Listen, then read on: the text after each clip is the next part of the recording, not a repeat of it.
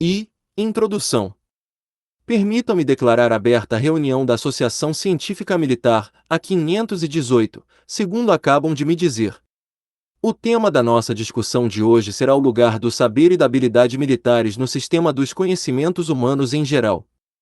Reconheço, antes de mais, que a responsabilidade da iniciativa desta discussão me cabe pessoalmente em grande parte. Não porque considere que este problema complexo, abstrato, teórico e filosófico, no melhor e, no pior sentido dos termos, é o mais urgente e atual da nossa instrução militar, mas tive a impressão de que estas questões se nos impunham, a par com a evolução ideológica e com certa luta teórica nas altas esferas do nosso exército. Numa das nossas publicações, bastante próxima da nossa associação, li 2 artigos, um dos quais demonstrava que a ciência militar não podia ser edificada segundo os métodos do marxismo, que era impossível utilizá-los para resolver os seus problemas particulares, uma vez que a ciência militar faz parte das ciências naturais. Este artigo era acompanhado de um outro, polêmico crítico, que exprimia sem dúvida mais de perto o ponto de vista da redação. Neste, pelo contrário, tratava-se de tentar provar que os métodos do marxismo eram métodos científicos universais e que, por conseguinte, a sua competência se estendia igualmente à ciência militar. Peço desculpa mais uma vez, mas pessoalmente creio que ambas as opiniões são falsas. A ciência militar não pertence à categoria das ciências naturais, porque nem é natural, nem é ciência. Talvez a discussão de hoje nos aproxime um pouco mais do fundo do problema. Mas, mesmo que admitamos que a ciência militar é uma ciência, não podemos de modo algum admitir que ela possa ser construída por métodos marxistas, porque o materialismo histórico não é um método universal para todas as ciências. Este é um enorme erro que me parece acarretar as mais nocivas consequências. Podemos com êxito dedicar-nos durante toda a nossa vida aos assuntos militares, sem nunca refletir sobre os métodos teóricos do conhecimento dos assuntos militares, tal como podemos olhar todos os dias para o relógio, ignorando o seu mecanismo interior e a disposição das suas molas e engrenagens. Conhecendo os algarismos e o movimento dos ponteiros sobre o mostrador, não corro o risco de me enganar. Mas, se não me sentir satisfeito com o movimento dos ponteiros sobre o mostrador e se quiser falar da estrutura do relógio, devo conhecê-la como deve ser, e não há qualquer lugar para incluir coisas da minha lavra. Numa outra discussão, a propósito da doutrina militar unitária, já me referi a um episódio da vida de Georg Valentinovich Plekhanov, o primeiro cruzado do marxismo na Rússia, homem de inteligência rara e altamente dotado. Quando notava que alguém opunha os problemas do materialismo filosófico e histórico ou, pelo contrário, os confundia, Plekhanov protestava violentamente. O materialismo filosófico é uma teoria que está na base das ciências naturais, ao passo que o materialismo histórico explica a história da sociedade humana. O materialismo histórico é um método que não explica todo o universo, mas sim um grupo estritamente definido de fenômenos que condicionam o desenvolvimento do homem histórico. O materialismo filosófico explica o movimento do universo enquanto mudança e transformação da matéria e leva o seu raciocínio até as mais altas manifestações do espírito. Ser politicamente marxista sem conhecer o materialismo histórico é difícil, para não dizer impossível. Ser politicamente marxista e não conhecer o materialismo filosófico é possível, e há tantos exemplos destes quantos quiserem. E, quando algum marxista, chamado, outrora, social-democrata, divagava pelo domínio da filosofia e começava a confundir tudo, o defunto Plekhanov atacava-o sem piedade. Quantas vezes lhe disseram, é um jovem, Georg Valentinovich não teve tempo de estudar filosofia, combatia na clandestinidade. Mas, Plekhanov respondia, aliás com toda a razão, se não sabe, que se cale. Ninguém o obriga a falar. O nosso programa não prevê que um social-democrata tenha de ser um apaixonado do materialismo filosófico. É preciso que seja um membro ativo do partido, um combatente corajoso pela causa da classe operária, mas, quando uma pessoa se aventura no domínio da filosofia, não deve confundir tudo. E erguia-se em toda a sua estatura, tomando na mão a sua maravilhosa pena polêmica. Se folhearmos a história do partido, veremos que numerosos são aqueles que ainda mostram os seus vestígios. No domínio da filosofia militar, considero que devemos seguir a boa tradição do defunto Plekhanov. De modo algum somos obrigados a tratar de questões ditas noseológicas, teórico-cognitivas ou filosóficas, mas se acontece que já nos preocupamos com elas, não devemos confundir nada nem comprometermos-nos num ou outro domínio com armas inadequadas, esforçando-nos por aplicar diretamente o método marxista aos assuntos militares, no sentido mais estrito do termo, e não na política militar. Esforçar-se por edificar um domínio militar especial, através do método marxista, constitui o maior dos erros, que em nada cede à tentativa de incluir o saber militar no domínio das ciências naturais. Se não me engano, os representantes destas duas tendências preparam-se para tomar hoje a palavra, explicarão sem dúvida melhor do que eu as suas ideias, e depois discutiremos. Não penso, camaradas, que cheguemos hoje à mínima solução geral e obrigatória desta questão. Mas, se conseguirmos clarificar certas coisas e se impuser a conclusão de que temos de ser mais prudentes quanto à utilização direta do marxismo nos domínios particulares da criação, já não será mal. Toda a gente sabe que com a nossa doutrina militar, um tanto ligada à discussão atual, andamos principalmente em círculos e emitimos as opiniões mais diversas. Não penso, contudo, que por isso nos tenhamos enriquecido, a não ser num sentido negativo. Toda a gente pôde convencer-se que nada de especial daí saiu. Tínhamos prometido a nós próprios criar uma doutrina militar unitária, numa base proletária e marxista e, depois de termos discutido chegamos a uma conclusão anterior, rever os nossos regulamentos em função da experiência acumulada. Estamos a revê-los, lentamente, cambaleando, porque as nossas estradas são caminhos de aldeia e numerosos são os trilhos. Mas, espero firmemente que a revisão dos regulamentos será realmente útil. Não vamos inventar uma nova doutrina militar por via de decreto, pelo contrário, vamos desembaraçar-nos de muitas coisas inúteis e formular mais claramente outras.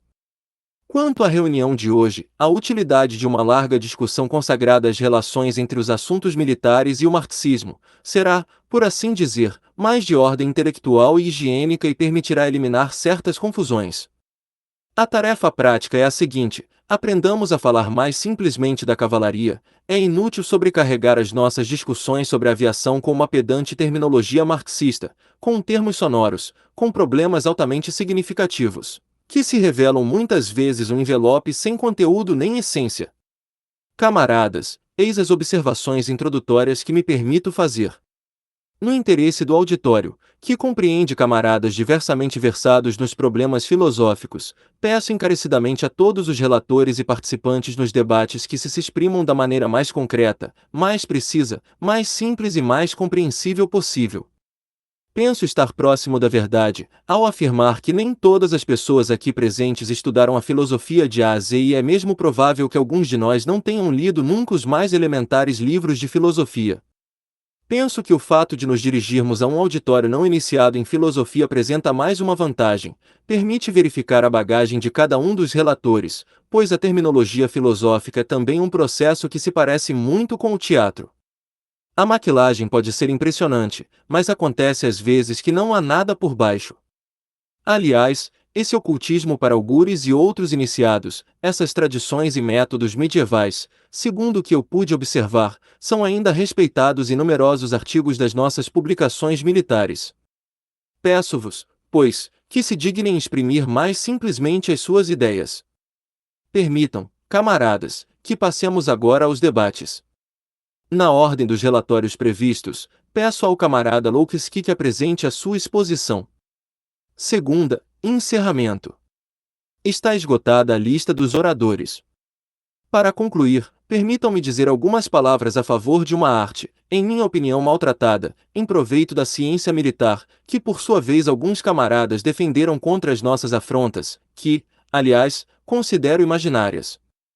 A última pessoa a tomar palavra, o camarada Ogrodnikov, 4, e alguns outros antes dele, atacou particularmente o camarada Setchin com quem, em tempos, eu próprio polemizei. Como é que um homem tão versado na ciência militar dá de repente provas de uma tal abnegação e começa a denegrir a ciência militar, declarando que ela não é de maneira nenhuma uma ciência? O camarada Polonsky, 5, efetuou um movimento giratório para abordar a questão. Vejamos, disse ele, o conhecimento pode ser científico ou não científico. Se os assuntos militares são científicos, trata-se de uma ciência, se são não científicos, não valem um caracol. O camarada Polonsky comparou o chefe militar a um cirurgião. A comparação não é má. O cirurgião faz uma operação. E uma ação que exige um hábito, uma certa arte, e para o estudante que segue a operação, diz o camarada Polonsky, é uma ciência. Claro que não é nada assim. Também para o estudante, a operação não é uma ciência, mas uma aprendizagem. Se um pintor desenha, é arte. Em redor dele, há pessoas sentadas, copiando. Para essas pessoas, para os alunos, em vossa opinião, trata-se de uma ciência? Não. Um hábito não é ainda uma ciência. Era assim que se compreendia ciência no tempo de Suvorov, quando se espancavam os soldados, era ciência de vencer. Um dos oradores declarou: não se podem comparar os assuntos militares com a arte, porque, pretende ele, a arte tem critérios estéticos. E a arte prática? E a arte de construir pontes, de construir casas, a arte da canalização? Não esqueçamos, porém, que a arte prática tem bases científicas. E é evidente que, em última análise, todas as ciências vieram da prática, do artesanato, da ação, mas, depois, libertaram-se dos seus laços diretos e grosseiros, mantendo uma importância histórica utilitária. Ao realizar experiências químicas ou ao observar cruzamentos de espécies no laboratório, o sábio pode prosseguir um fim unicamente prático, mas pode não o prosseguir. Por outro lado, em última análise, uma conclusão puramente teórica enriquece também a prática. A arte pode apoiar-se numa quantidade de ciências. 1. Elabora uma ciência enquanto ciência pura, como é costume dizer-se, enquanto o outro opera apenas com as conclusões da ciência, com finalidades práticas. 3. Entrevê intuitivamente, graças ao seu faro criador, aquilo de que necessita na prática. O camarada Snesarev, 6, conseguiu, melhor do que outros, aproximar-se da essência do problema, ao propor que utilizássemos para os assuntos militares o termo de arte aprendida. 7. É evidente que se podem inventar dezenas de outros termos e não proponho a legalização do termo de Snesarev, mas, em minha opinião, o seu autor mostrou-se mais livre de preconceitos corporativos, declarando: não tenho medo do termo artesanato e, portanto, ainda menos medo tenho do termo arte. Muitos camaradas examinaram o problema que nos ocupa de um ponto de vista aristocrático, do ponto de vista do chefe militar, do comandante militar de hoje ou de amanhã, mas, se considerarmos conjuntamente os assuntos militares, todos os soldados devem ser capazes de executar a sua manobra. A manobra conhecida, que deve ser conhecida, de cada simples soldado de infantaria é ou não uma ciência. Vocês dizem que comandante deve conhecer a geografia, a história, e eu acrescentaria, não seria mal se conhecesse também a economia política, deve conhecer a história militar, pelo menos do último século. Mas o domínio militar limitasse apenas ao comandante? Não. Não esqueçamos que existe ainda o soldado, o comandante de companhia e o comandante de seção. Neles, os assuntos militares permanecem no domínio da habilidade artesanal. Se o soldado não conhece a manobra, não passa de carne para canhão, se a conhece, é um artesão. Mais longe, trata-se de uma arte, baseada nos métodos e conclusões de numerosas ciências exploradas pelo saber militar. A estatística é também obrigatória.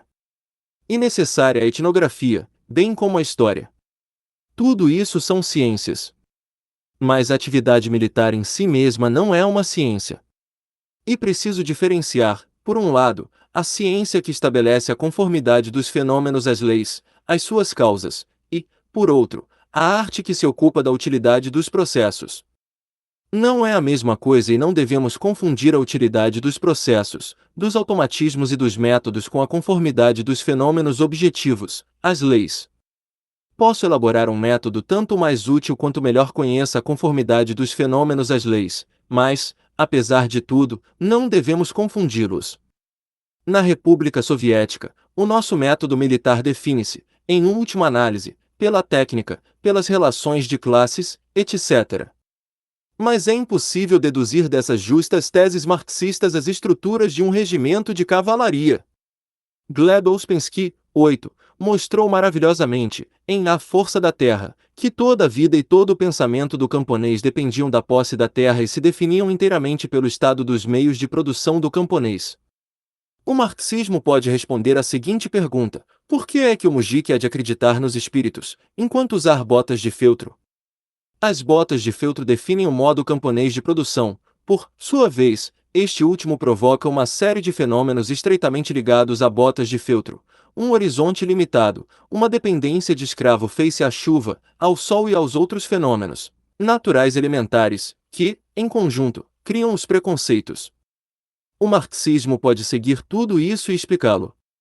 Mas poderá o marxismo ensinar como se fazem botas de feltro? Não, não pode. Pode explicar por que é que o mujique usa botas de feltro, porque em sua volta há apenas floresta, a lama e a pobreza, mas não é possível cozer botas de feltro segundo o método marxista. E é justamente isso que o camarada Cole quer fazer. Impossível! Um dos oradores protestou contra a designação de arte conferida à atividade militar, baseando-se, vejam bem, no fato de que a atividade militar não se submetia aos cânones da beleza. Trata-se do mais puro mal-entendido.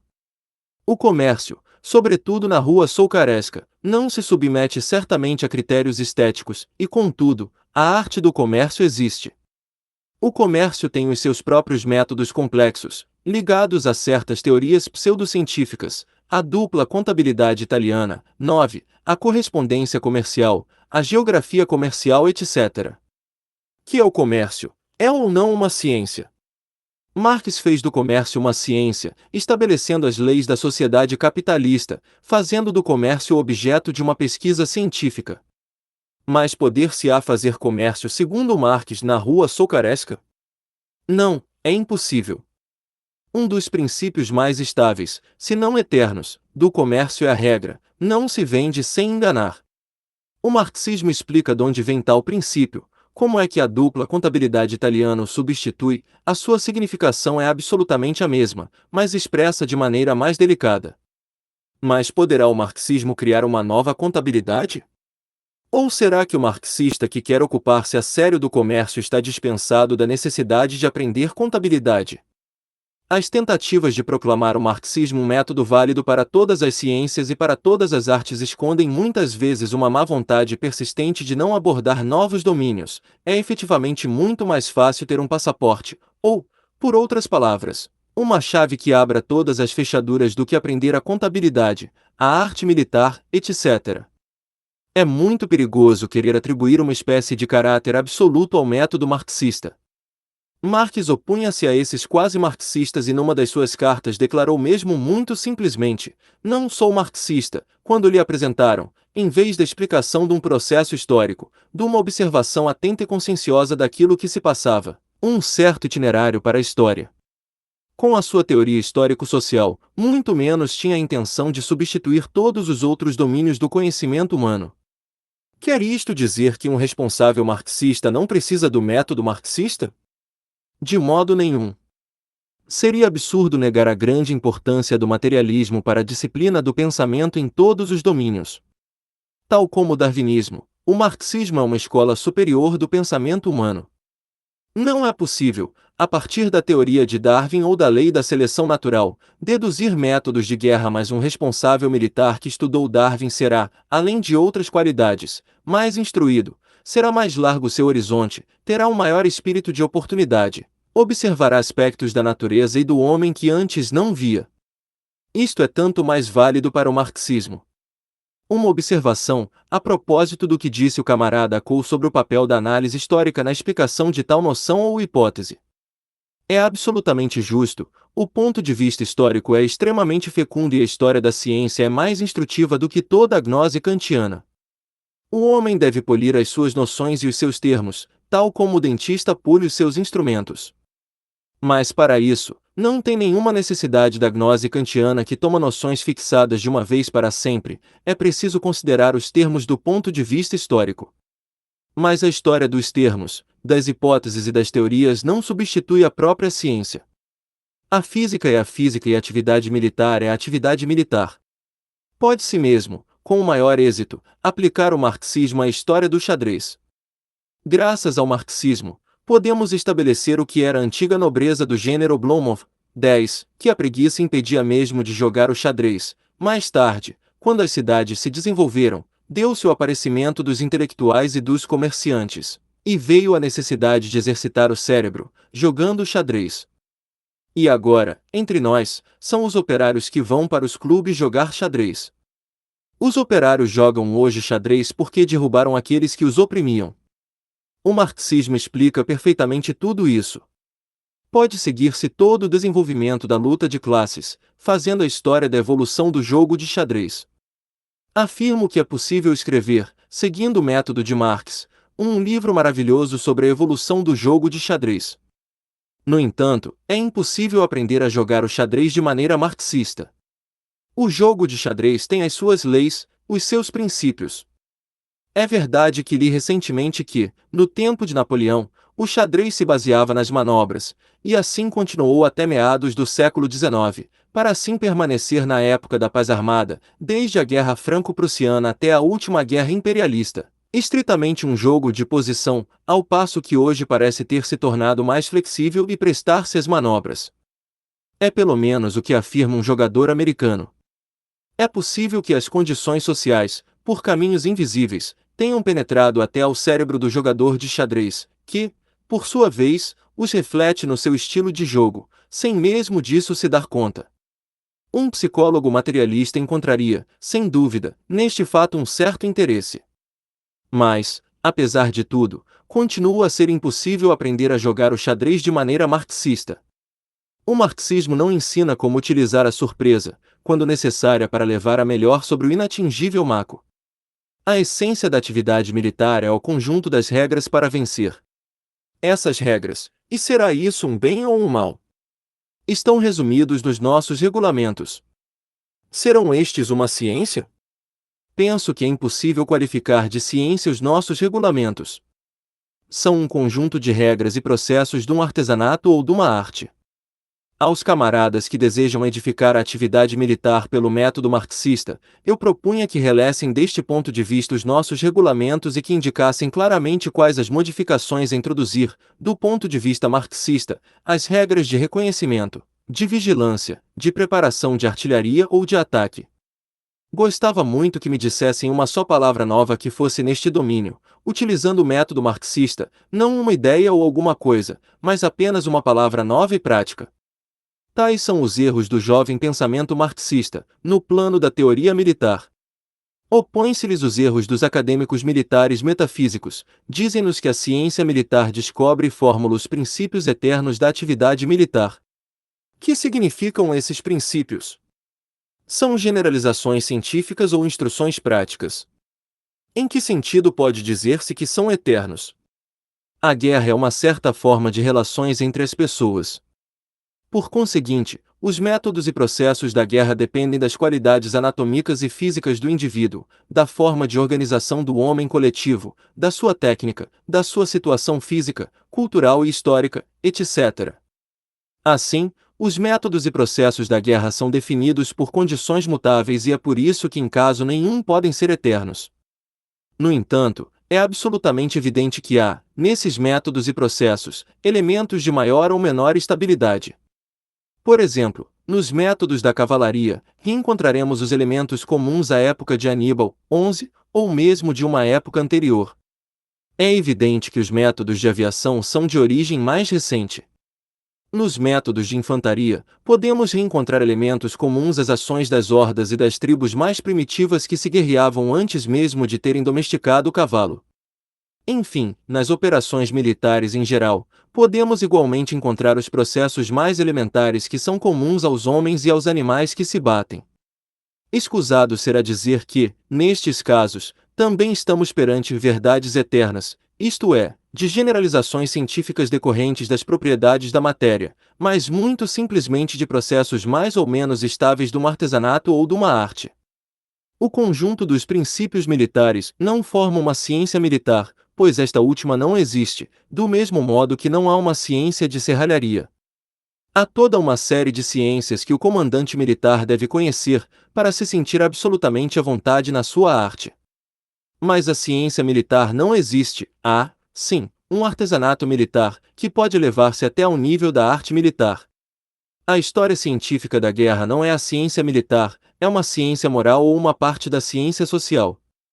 A história científica da guerra explica por que é que, numa época determinada, com uma organização social determinada, as pessoas se batiam de determinada maneira e por que é que tais processos levaram, nessa época, à vitória, enquanto que determinados outros processos originaram a derrota. A partir da situação geral das forças de produção, a ciência histórica da guerra deve ter em conta todos os fatores secundários, inclusive os planos e os erros do comando. Mas é absolutamente evidente que a história científica da guerra está, pela sua própria essência, eixada na explicação do que muda e do porquê dessas mudanças, e não no estabelecimento de verdades eternas. Que gênero de verdades pode a história fornecer-nos? O papel e a importância do crescimento das cidades na Idade Média para o desenvolvimento da atividade militar, a invenção da arma de fogo, a queda do regime feudal e a importância dessa revolução para o exército, etc. A economia política de Marx é uma ciência indiscutível, mas não é uma ciência que ensine como dirigir a economia, ou como fazer concorrência no mercado, ou ainda como elaborar trustes.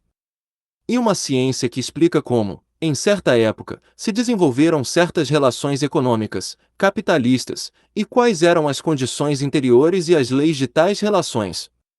As leis econômicas estabelecidas por Marx não são verdades eternas, caracterizam apenas uma época determinada da evolução econômica do mundo e, em todo caso, não são princípios eternos, ao contrário do que pretende a escola burguesa de Manchester. Nota: a escola de Manchester é a escola dos economistas ingleses do início do século XIX, ligados ao comércio internacional, que combatiam pela livre troca e contra o protecionismo aduaneiro, Cobden e outros, que proclama que a propriedade privada dos meios de produção, a compra e venda, a concorrência, etc. são princípios eternos da economia, decorrentes da natureza humana, que, quanto a ela, não é eterna. Qual é o erro teórico fundamental da escola liberal de Manchester, no domínio da economia política? A escola de Manchester transforma as generalizações, leis, ao definir a prática econômica humana na época da economia mercantil, em princípios eternos que deviam, por assim dizer, presidir aos destinos da atividade econômica até ao fim dos séculos. Escusado será dizer que os economistas de Manchester sabem muito bem que os princípios da concorrência e do comércio não existiram desde sempre, fizeram a sua aparição num determinado estágio da evolução. Mas os doutrinários de Manchester torneiam a dificuldade, tomando como ponto de partida da ciência econômica o aparecimento das relações capitalistas. Anteriormente, a humanidade estava submersa na imundície da ignorância ou da barbárie feudal, mas descobriu depois a verdade do livre comércio e tal verdade continua a ser um princípio eterno do progresso humano. Para os defensores da escola de Manchester, as suas leis econômicas têm a importância das leis da química. Na Idade Média, a humanidade vivia sob o jugo feudal, no meio dos particularismos e preconceitos religiosos. Não conhecia nem as leis da química nem as do mercado livre, descobriu mais tarde umas e outras. O seu valor objetivo e a eternidade destas leis não são comprometidos pelo fato de outrora não serem conhecidas. Os doutrinários militares adotaram exatamente a mesma atitude para com as verdades militares. Transformam em verdades eternas as generalizações militares, ou melhor, os processos utilizados em determinada época.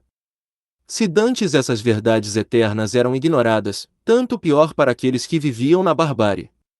Mas, a partir do momento em que foram descobertas, essas verdades tornaram-se, no plano militar, princípios eternos. Adotando uma escala adequada, notamos imediatamente que é absolutamente falsa esta maneira de colocar o problema. A economia da Idade Média não era, de modo algum, um produto da ignorância, possuía sua lógica interna, decorrente da situação da técnica humana dessa época, a qual estava ligada à estrutura de classes da sociedade. Leis muito simples que definiam as relações econômicas do feudal ou do senhor com os seus camponeses, ou do artesão com o seu mestre, são tão legais do ponto de vista da ciência econômica como as leis mais complexas da economia capitalista. Umas e outras possuem um caráter temporário. Os exércitos da infantaria alemã do século XV, os exércitos permanentes dos séculos XVII e XVIII, o exército nacional saído da Revolução Francesa, correspondem a uma época determinada da evolução econômica e política e baseiam-se numa certa técnica, da qual dependem as estruturas e os métodos de ação. A história militar pode e deve determinar a interdependência social entre o exército e os métodos que ele utiliza. E, que faz a filosofia militar? Regra geral, estuda os métodos e os processos utilizados no decurso do período anterior, que considera verdades eternas finalmente descobertas pela humanidade e que devem conservar a sua importância por todos os tempos e por todos os povos. Depois, apercebemo-nos de que esses métodos ou princípios foram já utilizados numa menor escala por Aníbal e César, nas suas operações. A Idade Média transforma-se num precipício durante o qual caíram no esquecimento os princípios eternos da guerra, bem como a ciência e a filosofia antigas. Há, todavia, uma diferença entre os erros dos defensores da escola de Manchester e os doutrinários partidários dos princípios eternos da ciência militar, que se situa ao nível da diferença existente entre as duas espécies de atividade. As relações econômicas da sociedade capitalista formaram-se, segundo Marx, nas costas das pessoas, devido à sua atividade econômica de formigas, e depois as pessoas encontram-se frente a relações de propriedade já formadas, que determinaram as relações entre os homens. Na atividade militar, é incomparavelmente mais importante o elemento de edificação planificada e de vontade dirigente consciente do homem. Plano, vontade, cálculo, previsão e iniciativa formam-se na sociedade capitalista dentro dos limites da economia individual. As leis da economia capitalista resultam das relações que existem entre as economias individuais, é por isso que elas se elaboram nas costas das pessoas. O exército, na sua essência, é um empreendimento governamental e, por conseguinte, plano e ideia são utilizados, neste domínio, no interior dos limites governamentais. Isto não exclui, evidentemente, uma dependência decisiva entre a atividade militar e a economia, mas o elemento subjetivo que se encarna nós responsáveis da atividade militar adquire uma envergadura que não pode ter no domínio econômico. No entanto, tal diferença não pode, de modo algum, possuir um caráter incondicional ou variável.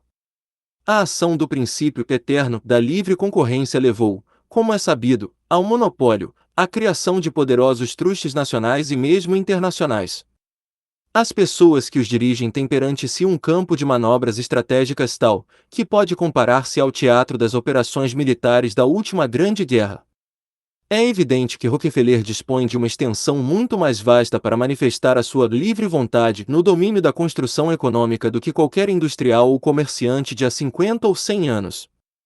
Mas, Rockefeller não é uma violação arbitrária das leis de Manchester, é, sim, o seu produto histórico e, ao mesmo tempo, a sua viva negação. Do personagem de Barbicha de Gogol, 12, até ao bem barbeado Rockefeller, cada industrial ou comerciante possui as suas verdadezinhas eternas para as operações comerciais, não se vende sem enganar, etc., até aos cálculos mais complicados do truste do petróleo. Será desnecessário dizer que a contabilidade italiana não é uma ciência, mas um conjunto de automatismos artesanais. Utilizada por um gigantesco truste, pode atingir o nível de uma arte. Os processos e automatismos de direção de uma empresa industrial, os seus métodos de aprovisionamento em matérias-primas, os métodos de organização taylorista do trabalho, os métodos de cálculo de preços, etc., representam um sistema prático extremamente complexo a que podemos mesmo chamar doutrina, porque é um conjunto de automatismos, processos, métodos e meios que permitem, da melhor maneira, pilhar o mercado. Muito evidentemente, não se trata de uma ciência. Digamos mais simplesmente que a economia política, isto é uma ciência real, estuda as relações internas da sociedade capitalista e não fornece qualquer receita para enriquecer a certa.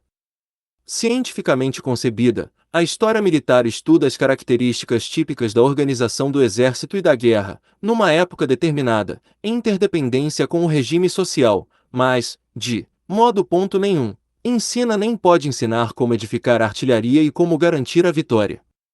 A arte militar do nosso tempo está resumida nos regulamentos. Estes exprimem a essência da experiência passada, transformada em moeda utilizável para amanhã. É um conjunto de processos artesanais ou artísticos. E, Do mesmo modo que o conjunto dos manuais de organização das empresas industriais, de cálculo, de contabilidade e de correspondência comercial, não forma uma ciência do regime capitalista, o conjunto das instruções, das ordens e dos regulamentos militares, não podem também formar uma ciência militar. Para nos convencermos de quão grandes são a confusão e a contradição, no plano dos chamados princípios eternos da atividade militar, que são também as leis da ciência militar, consideremos o livro do maior chefe militar vitorioso da nossa época, o Marechal Foch, Os Princípios da Guerra. 13. Na sua introdução de 1905, apoiando-se nas primeiras informações sobre a guerra russo-japonesa, Foch escreve: a ofensiva manobrista vence, finalmente, todas as resistências. Foch considerava esta ideia uma das verdades eternas da arte militar, opondo-se, diga-se de passagem, a alguns dos nossos inovadores, que veem na estratégia ofensiva de manobra características próprias da guerra revolucionária. Veremos mais tarde que ambos os pontos de vista são falsos. Enganam-se, tanto Foch, que considera a ofensiva manobrista um princípio eterno, como os camaradas que nela descobrem um princípio específico do Exército Vermelho.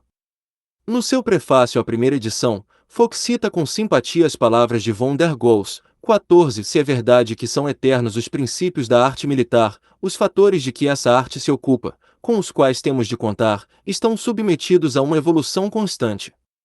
Esses princípios eternos da arte militar, no seu conjunto, formam a teoria da guerra. E precisamente a presença dessa teoria que, segundo Foch, faz da guerra uma arte. Assim, podemos afirmar que a teoria da guerra representa o conjunto dos princípios utilizados no decurso de todas as operações, cuja violação leva ao falhanço e que deverão ser utilizados em todas as guerras futuras. Assim, existem princípios eternos, que se encontravam na base das operações militares da Guerra de Troia, quando os espertinhos dos gregos se esconderam no interior de um cavalo de madeira, que vamos reencontrar na nossa época em que as esquadrilhas de aviões descarregam sobre as cidades milhares de toneladas de explosivos, com um poder de destruição incomparável, ou substâncias envenenadas. Que são então eles enquanto princípios? Não se trata de leis anatômicas ou psicológicas. E é evidente que, nestes planos, a mudança não é tão radical. Um grego ou um troiano de coração trespassado, morria como morrem os nossos soldados. O Medricas tinha medo e evitava o combate. O comandante arengava os seus combatentes, etc. A base fundamental psicofisiológica e anatômica do ser humano não mudou lá muito. Inútil dizer que as leis da natureza são as mesmas. Mas, mudou radicalmente a interdependência do ser humano e da natureza. O meio artificial que o homem coletivo estabeleceu entre ele e a natureza, instrumentos, máquinas, desenvolveu-se tanto e tão bem que transformou completamente os processos de trabalho, e sua organização, bem como as relações sociais. Sem dúvida nenhuma, desde a época de Troia, os grupos humanos, nações e classes, conservaram sempre esta aspiração a aniquilar-se, a vencerem-se e a conquistarem-se uns aos outros. O meio artificial ou a técnica humana, no sentido mais lato da palavra, transformaram a guerra, bem como todas as outras relações humanas. E verdade que já na época do cerco de Troia, não se atingia essa finalidade apenas com unhas e dentes, mas também graças a instrumentos artificiais que o homem colocava entre ele e o adversário. Esta base mais vasta permanece imutável. Por outras palavras, a guerra é um afrontamento hostil entre grupos humanos, armados de instrumentos de morte e de extermínio, que tem por finalidade conseguir, graças à força física, a dominação do grupo inimigo. Esta definição restringe a noção de guerra a limites históricos e sociais. E é evidente que a indicação das principais características da guerra, em primeiro lugar, o afrontamento de grupos humanos, em segundo lugar, a utilização de instrumentos, em terceiro lugar, a finalidade que é a obtenção de uma vantagem sobre o inimigo, não fornece ainda nenhum princípio da arte militar. Contudo, esta mesma definição limita já a eternidade da própria guerra, na época em que o homem não tinha ainda aprendido a bater-se com a estaca ou com a pedra, quando não estava ainda organizado em hordas, clãs ou tribos, não podia, evidentemente, falar-se de guerra, porque o afrontamento, na floresta, de dois dos nossos remotos antepassados, quando se atiravam um contra o outro por causa de uma fêmea, não pode ter nada de comum com a arte militar, no sentido indicado pelos princípios eternos. Assim, é preciso logo de princípio, reduzir a eternidade da arte militar, abrindo-lhe uma conta corrente a partir do momento em que o homem se ergueu solidamente sobre as suas patas traseiras, se armou de um pau e começou a agir coletivamente, tanto no combate como na economia, em destacamentos de estruturas ainda não solidamente estabelecidas. Von der Goltz e Fock depois dele, reconhecem que os fatores estudados pela arte militar mudam: pau, espingarda, espingarda automática, pistola metralhadora, etc. Mas os princípios da arte permanecem, se não eternos, pelo menos invariáveis desde que a guerra existe. Em que consistem? No prefácio à segunda edição do seu livro, Fock parece dar como princípio fundamental a ofensiva manobrista. Na primeira lição, responde desta maneira: pois, uma teoria da guerra, no primeiro plano, ela comporta os seguintes princípios. Princípio da economia das forças. Princípio da liberdade de ação. Princípio da livre disposição das forças. Princípio da segurança, etc. Mais adiante, para se tranquilizar a si próprio, Fock apresenta algumas citações, entre as quais estas palavras do Marechal Bugiaud: os princípios absolutos são poucos, mas existem 15. Em que consiste, então, o primeiro desses princípios absolutos, acerca da economia das forças? Finalidades secundárias e preparatórias, e ao mesmo tempo, da guerra, aniquilar a força viva do inimigo. Mas, não se pode fazê-lo sem atacar. Para o fazer, é necessário concentrar as suas próprias forças. Mas, antes de poder atacar, é indispensável saber onde o inimigo se encontra, evitar um ataque imprevisto, assegurar as comunicações, etc. Para isso é preciso desdobrar os seus próprios regimentos, reconhecimento, vigilância, etc. O princípio da economia de forças consiste em não retirar dos destacamentos fundamentais mais forças do que as que o cumprimento das tarefas exige, assegurar a possibilidade de dispor desses grupos secundários, no momento decisivo, para poder efetuar um ataque concentrado. Assim, o princípio eterno da economia de forças caracteriza apenas, segundo Fock, a estratégia da manobra. Não é, aliás, nada de surpreendente, uma vez que ele apenas aceita, no santo dos santos da arte militar, as operações ofensivas manobristas, considerando que as teorias até agora em vigor eram falsas. Tomando como ponto de partida a ofensiva manobrista como única estratégia, Fock prediz que no decurso da próxima guerra, as primeiras operações militares serão decisivas, página 10. De acordo com esta opinião, Fock conclui que ela, a próxima guerra, não poderá durar muito tempo e que será necessário fazê-la com uma rude energia, para atingir rapidamente a sua finalidade, sem o que ela não terá nenhum resultado, página 38. Basta, de fato, citar estas conclusões para que os princípios eternos de Fock pareçam bastante lastimáveis a nossos olhos, à luz dos acontecimentos ulteriores. Durante a última guerra, depois das tentativas ofensivas, que muito caro lhe custaram, o exército francês passa à defesa posicional. Os insucessos iniciais não determinaram o resultado da guerra, contrariamente às previsões de Fock. A guerra durou 4 anos. No seu conjunto, a guerra conservou sempre um caráter posicional que se estendeu às trincheiras. O primeiro período de campanha de manobra provou, simplesmente, a necessidade de se enterrar na terra. O último período de campanha não fez mais do que confirmar o que as trincheiras já tinham provado: o esgotamento das forças de resistência da Alemanha. Esta experiência tem, porém, um certo valor. Se, como diz Fock, as teorias que dominavam até 1883 na escola militar francesa eram falsas, e, se a luz dos verdadeiros princípios jorrou no fim do século passado, os acontecimentos provaram, no entanto, alguns anos depois da publicação do livro, que a guerra se tinha travado em total contradição com as conclusões que Fock tinha deduzido desses princípios eternos. Pode, evidentemente, afirmar-se que Fock se enganou, simplesmente por não ter sabido tirar as conclusões necessárias de princípios fundamentalmente justos. Mas, na realidade, se abstrairmos do princípio eterno da economia de forças, não resta muito de tudo isso.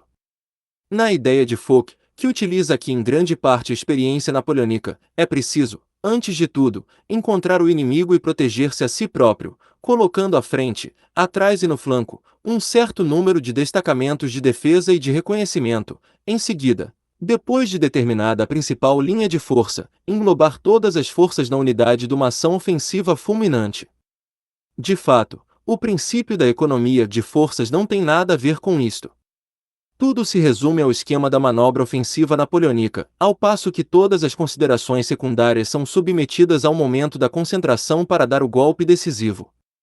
Assim, o princípio da economia das forças consiste numa distribuição racional das forças fundamentais e dos destacamentos secundários, conservando ao mesmo tempo a possibilidade de utilizar estes últimos para aniquilar as forças vivas do inimigo. Todavia, o próprio Fouque dá outra interpretação, mais concreta e particular da economia de forças, baseando-se numa discussão muito conhecida entre Bonaparte e Morial, 16. No seu regresso do Egito, Bonaparte explicou a Morial como tinha assegurado a sua vantagem, apesar de uma menor força numérica, lançou primeiro todas as forças contra um flanco e utilizou, em seguida, a confusão provocada, para lançar o conjunto das suas forças contra o outro flanco. Será que isto significa que o princípio da derrota sucessiva dos flancos decorre do teorema, como diz Fouque, da economia de forças? Evidentemente que não.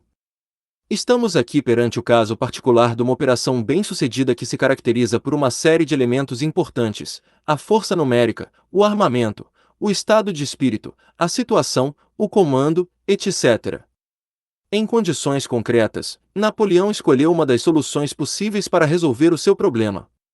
O êxito provou que Napoleão soube utilizar as suas forças no caso particular ou, se preferirem, que as utilizou economicamente ou que utilizou o princípio da economia de forças. E é tudo. Mas, nesta interpretação, o princípio da economia de forças é simplesmente uma outra designação do princípio da racionalidade. Este princípio aconselha, age de maneira refletida, sem perder forças inutilmente. É um pouco no estilo dos princípios de Cosma Proudhon, 17. Se não percebo nada de atividade militar, este princípio não me ensinará nada de novo. Quando uma lei matemática enuncia que o quadrado da hipotenusa é igual à soma do quadrado dos catetos, com esta ideia eu vou ao encontro de todo o fenômeno adequado e posso aplicar praticamente esse teorema. Mas, se conhecer apenas o princípio da economia de forças, que posso fazer dele? Não passa de um sinal mnemotécnico, que apenas podemos utilizar se possuirmos já os conhecimentos e automatismos práticos correspondentes. A instantaneidade, a economia de forças, a liberdade de ação, a iniciativa, etc., não passam, com efeito, de sinais mnemotécnicos para aquele que é versado em assuntos militares. Os sinais distintivos da corporação dos maçons transformaram-se em sinais franco-maçônicos. De igual modo, a experiência acumulada no domínio militar tem um certo número de nomes simbólicos e convencionais, é isto e mais nada. Fouque prova o caráter absoluto ou eterno do princípio da liberdade de ação por esta citação de Xenofonte, 18. A arte militar consiste na habilidade de preservar a liberdade de ação. Mas qual é o conteúdo dessa liberdade? Antes de mais, é preciso preservar a nossa liberdade de iniciativa em relação ao inimigo, isto é, não lhe dar a possibilidade de atar a nossa vontade. Dito de modo tão geral, isto é absolutamente incontestável. Mas serve também para a esgrima, o xadrez, para todo tipo de desportos que implicam dois parceiros, e, finalmente, para os debates parlamentares ou judiciários. Mais adiante, Fouque apresenta outra interpretação deste mesmo princípio. Só o comandante-chefe conserva a sua liberdade de ação. Os outros comandantes não são livres, pois agem em função de tarefas impostas. Por conseguinte, a sua vontade é restringida não só pela situação material mas também por instruções formais. Porém, a economia de forças, ou o bom senso, ou a racionalidade, chamem-lhe o que quiserem, exigem que os limites impostos pelo alto comando aos comandos subalternos não sejam demasiado estreitos. Por outras palavras, é preciso indicar claramente a finalidade, deixando aos comandantes subalternos uma liberdade máxima na escolha dos meios para a execução da tarefa fixada. Formulado de maneira tão geral, este princípio é também totalmente incontestável. A dificuldade consiste, porém, em encontrar, ao dar a ordem, a definição da finalidade que não seja uma tutela inútil na escolha dos meios. Em si próprio, este teorema não oferece nenhuma solução já pronta.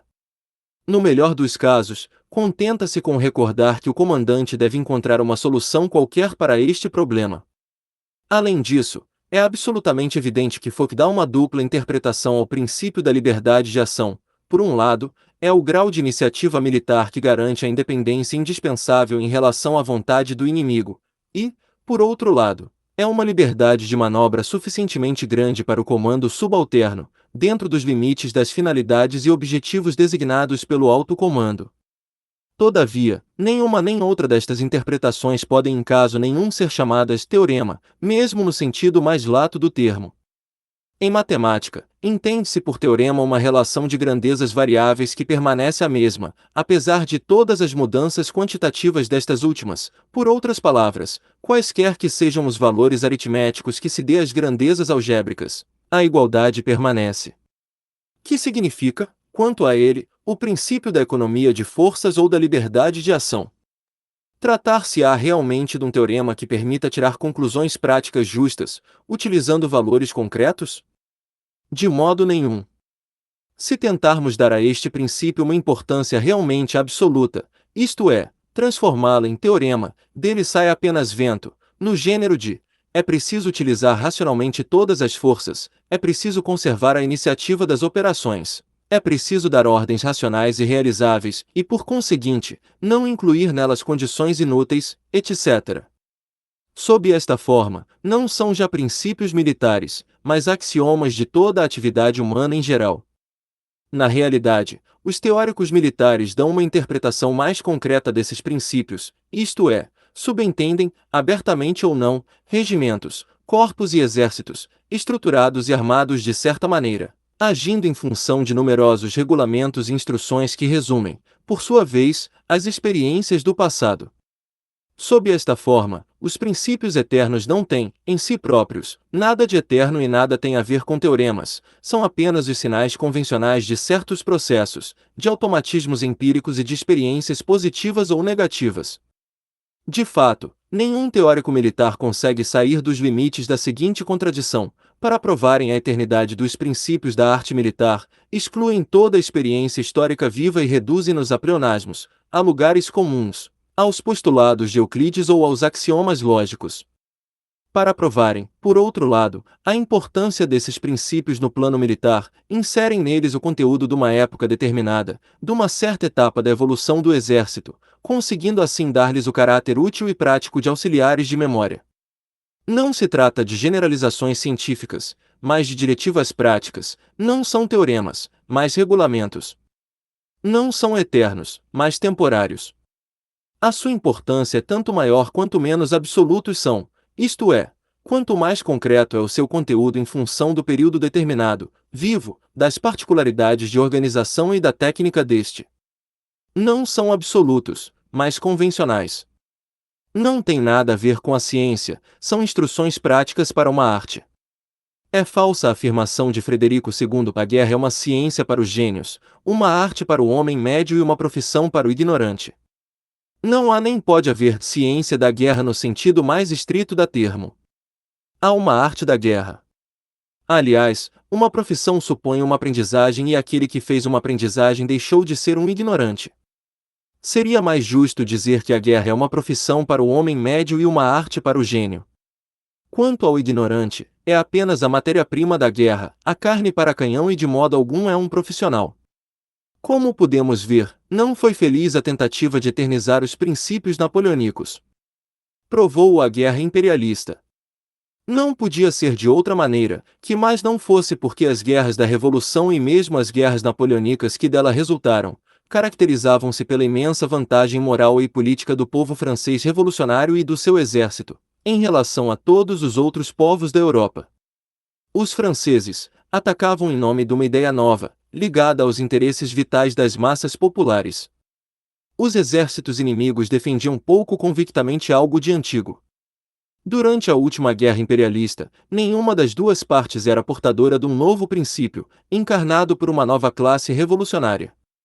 A guerra tinha, de ambos os lados, um caráter imperialista. mas ao mesmo tempo, ameaçava em igual medida a existência das duas partes, nomeadamente da França e da Alemanha. O golpe fulminante que teria provocado a imediata desmoralização e baixa do moral no outro campo não foi nem podia ser bem-sucedido, devido à grande força material e humana dos dois campos que gradualmente punham em jogo todas as suas forças e todos os seus meios. Por isso é que, contrariamente às previsões de Foch, as primeiras operações não determinaram em nada o resultado da guerra. Por isso, cada ofensiva se quebrava contra outra ofensiva e os exércitos, sustentados pelas retaguardas, se enterravam. Foi também por isso que a guerra durou tanto tempo, até o esgotamento dos recursos materiais e morais de uma das partes. Assim, a guerra imperialista travou-se, do início ao fim, em contradição com o princípio eterno da manobra ofensiva, decretado por Foch. Esta circunstância é ainda sublinhada pelo fato de que Foch venceu contra os seus próprios princípios. Para o explicar, é preciso lembrar que, se os princípios de Foch jogavam contra ele, ele tinha, aliás, a seu favor os soldados ingleses e americanos e principalmente as munições, os tanques e os aviões anglo-americanos. Podemos, é claro, pretender que o princípio da economia de forças conserva toda a sua importância na guerra de posição, pois também nesta é preciso ter uma repartição judiciosa das forças entre as unidades de primeira linha e as diferentes unidades de reserva. É absolutamente indiscutível. Mas, nesta interpretação muito geral, não resta nenhum vestígio do esquema de repartição das forças com vista a uma concentração para um golpe fulminante. O princípio eterno dissolve-se em lugar comum. Quer a guerra seja de posição, defensiva, de manobra ou ofensiva, é sempre necessário ter uma repartição racional e econômica das forças, em função do objetivo a atingir. É absolutamente evidente que esse princípio eterno é tão válido para a guerra como para a indústria e o comércio. É sempre preciso utilizar economicamente as forças, por outras palavras, obter os máximos resultados com o mínimo de energia. Toda a evolução humana está baseada nesse princípio eterno, nomeadamente a técnica. Foi precisamente por isso que o homem começou a utilizar o machado de pedra e o pau, para obter maiores resultados à custa de um menor esforço. Foi por isso que ele passou do pau à picareta e à espada, depois à espingarda e à baioneta, mais tarde ao canhão, etc. Pela mesma razão, passa hoje a charrua elétrica. O princípio eterno da guerra reduz-se, pois, ao princípio motor de toda a evolução humana. Quanto à interpretação concreta do princípio da economia de forças apresentada por Foch, é apenas uma tentativa mal-sucedida de conferir um caráter absoluto a uma manobra napoleônica ofensiva, para dar um golpe decisivo. Assim, pois, na medida em que é eterno, o princípio da economia de forças nada tem de militar. E na medida em que é interpretado militarmente nada tem de eterno. Mas por que é que se fala então com tanta insistência de princípios eternos? Porque, como já dissemos, na base existe o homem. As qualidades do homem mudam pouco. As suas qualidades anatômicas, fisiológicas e psicológicas mudam muito lentamente, em comparação com as mudanças das formas sociais.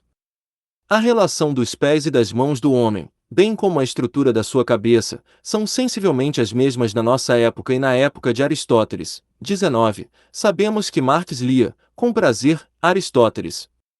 E, se fosse possível propor a Aristóteles, regressado à nossa época, a leitura dos livros de Marx, sem dúvida que ele os compreenderia perfeitamente. A base anatômica e psicofísica do homem é, incomparavelmente, mais estável do que as formas sócias. Há dois aspectos que podemos reter, a este respeito, para o domínio militar: o princípio, individual, que se exprime por certos automatismos e processos em grande parte determinados pela natureza biológica do homem, não eterna, mas estável; o segundo, histórico coletivo, dependente da organização social do combatente. E, justamente, este aspecto que acarreta a decisão. Porque a guerra começa onde um homem socialmente organizado e armado se bate contra um outro homem socialmente organizado e armado. Se não fosse assim, seria um combate de animais. O camarada Loukirsk equacionou o problema da seguinte maneira: existe, por um lado, a experiência, a observação empírica, um método imperfeito; por outro lado, existe a razão pura que, por dedução e por processos lógicos, tira conclusões absolutas e, assim, enriquece o domínio militar. Enquanto materialista, estou habituado a considerar a razão como um órgão do homem histórico, no processo da sua adaptação à natureza. Não posso opor a razão à matéria, não estou de acordo em pensar que a razão possa fazer nascer por si mesma aquilo que a experiência material previamente não criou. A nossa razão coordena e combina apenas as conclusões da nossa prática. O homem não pode extrair da razão pura algo de novo que não seja alimentado pela experiência. Claro que a experiência não se acumula mecanicamente, damos-lhe um bocado de ordem, uma ordem que corresponde à dos próprios fenômenos e que leva ao conhecimento das leis desses fenômenos. Mas, pensar que a razão pode dar arbitrariamente origem a uma conclusão que não é preparada e baseada na experiência, é absolutamente falso. E, uma vez que o é, não pode haver duas espécies de princípios, os práticos e os eternos. Dito isto, permitam que conclua. Já discutimos acerca da doutrina militar, hoje atingimos os últimos cumes filosóficos. Desçamos de novo, agora, ao estudo prático. Tínhamos pensado no manual para o comandante de companhia, mas de momento não está ainda feito. O que será mais difícil escrever, teses abstratas ou um manual para o comandante de companhia? Este último é 100 vezes mais difícil, mas é 1000 vezes mais útil. Aproveito a presença nesta reunião de muitas pessoas competentes para reiterar a minha proposta. Demos as instruções gerais para o comandante de companhia, criemos o nosso pequeno livro exemplar, A Ciência de Vencer. Seria uma escola maravilhosa para todos nós, expor a nossa experiência militar em regras claras e nítidas, a fim de que o comandante de companhia possa, não só lê-las com proveito, mas ainda aprendê-las. Com os mesmos tijolos pode construir-se uma fábrica, uma casa ou um templo. É, apenas, preciso que os tijolos sejam feitos de material bom e que estejam bem cozidos. Podem-se repetir e utilizar os mesmos regulamentos, com os mesmos automatismos e os mesmos dados, para as mais diversas tarefas estratégicas e táticas. É apenas necessário que a célula fundamental, a companhia, seja sólida e flexível. A tarefa de todas as tarefas é atualmente educar esse comandante de companhia. Educar um comandante de companhia proletário não significa de modo algum repetir-lhe continuamente que até agora havia tática burguesa, que doravante haverá tática proletária. Não, esse tipo de ensino desorientá-lo-ia. Criar um comandante de companhia proletário significa ajudar o nosso atual comandante de companhia a assimilar, pelo menos, a soma de conhecimentos e de automatismos que hoje possui o chefe de seção dos exércitos burgueses, para os utilizar conscientemente no interesse da classe operária.